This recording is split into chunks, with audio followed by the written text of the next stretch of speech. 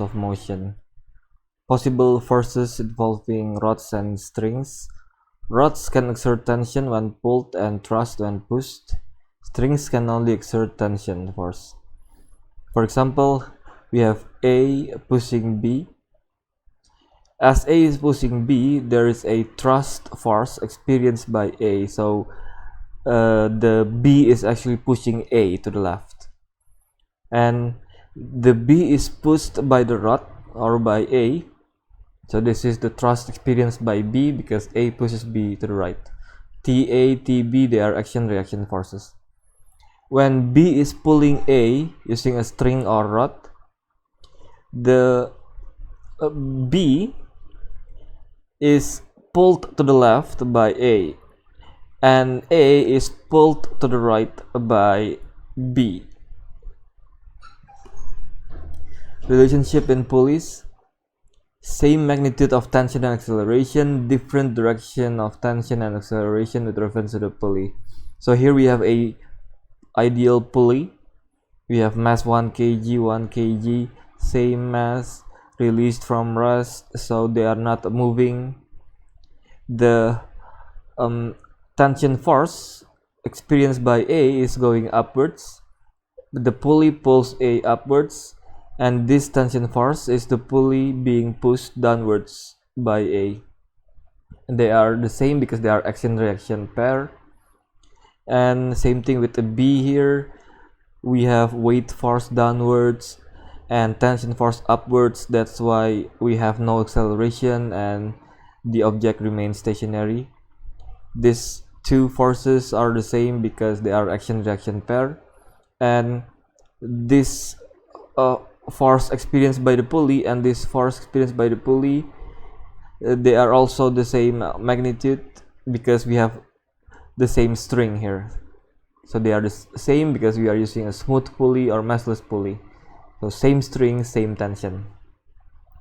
This is another example. If we have a bigger mass, so we have a bigger weight force, this object is of course going down, this object is going up, we have acceleration, and we have tension force here. You'll see why the numbers are the way it is. Another example, we have an inclined plane, we have maybe friction here in the slope, and we have a pulley.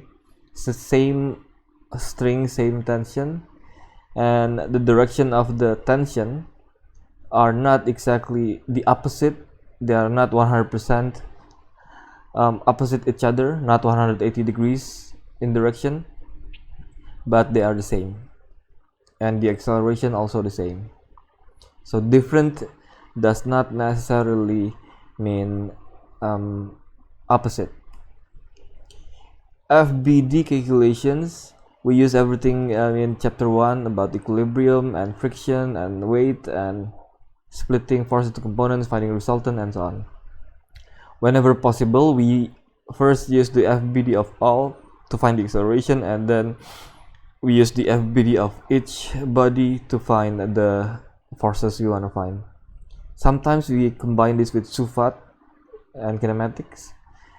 And in sigma F formula, we have to assume the acceleration direction first, and the force in the same direction as the acceleration is positive. So for example, here we have object in the previous example, 4 kg, 1 kg. So step 1, label the masses A, B, identify all forces. We have weight downwards, tension, tension, tension, tension. And step 2, assume acceleration direction. So here, because 4 kg obviously is heavier, the 4 kg will go down, the 1 kg will go up obviously. But even if you use the opposite assumption of the direction of acceleration, so if you say this 1 kg will go down, of course 4 kg go up, well, the answer will be exactly the same but negative. So if you get a negative acceleration in the end, that means you have to use the opposite direction of the acceleration. Step 3, use FBD of all to find acceleration.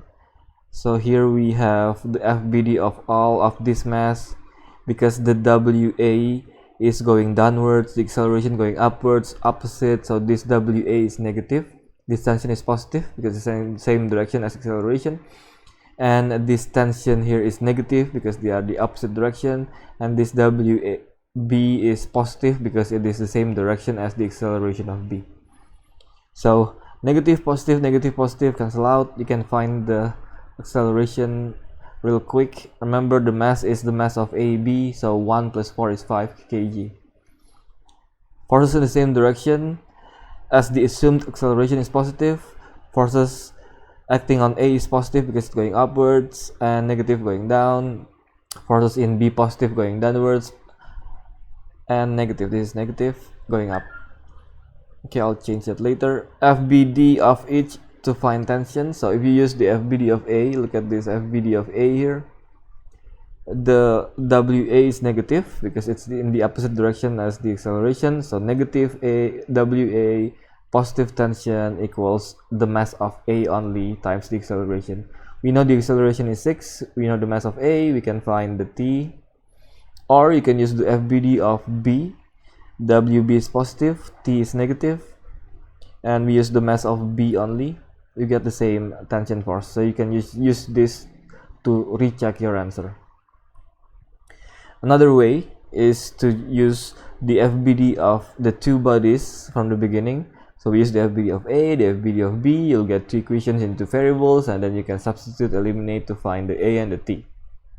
So this is also okay, but I don't recommend this because it's longer, especially when we have more forces acting on the body, such as friction and maybe weight components and normal reaction and so on.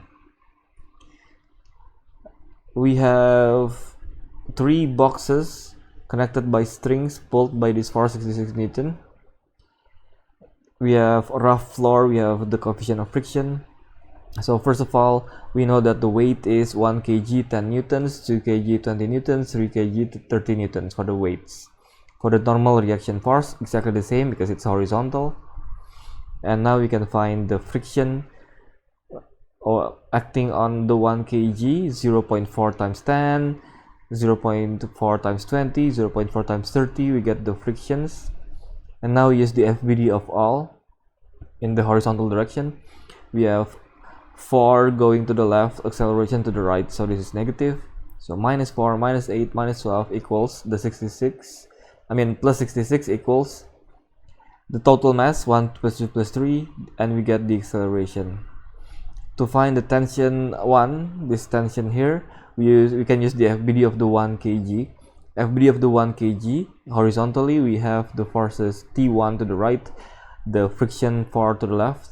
So minus 4 plus T1 equals the mass of the 1 kg only times the acceleration, and you can find the tension 1.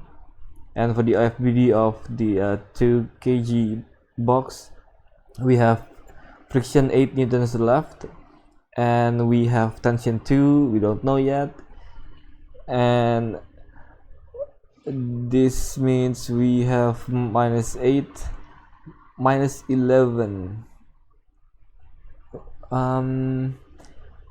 Minus 11 from tension 1. So we have minus tension 1 minus friction plus tension 2 equals the mass of 2 kg times the acceleration. And we can use the FBD of object 3 just to check our answer. So for the object 3, we have tension 2 to the left, friction to the left, and 66 newtons to the right.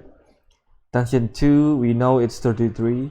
33 minus 12 minus 66 plus, it should be equal to the mass times the acceleration, which is 7, and turns out we have the right answer. Alright, that's it. I'll see you again next time.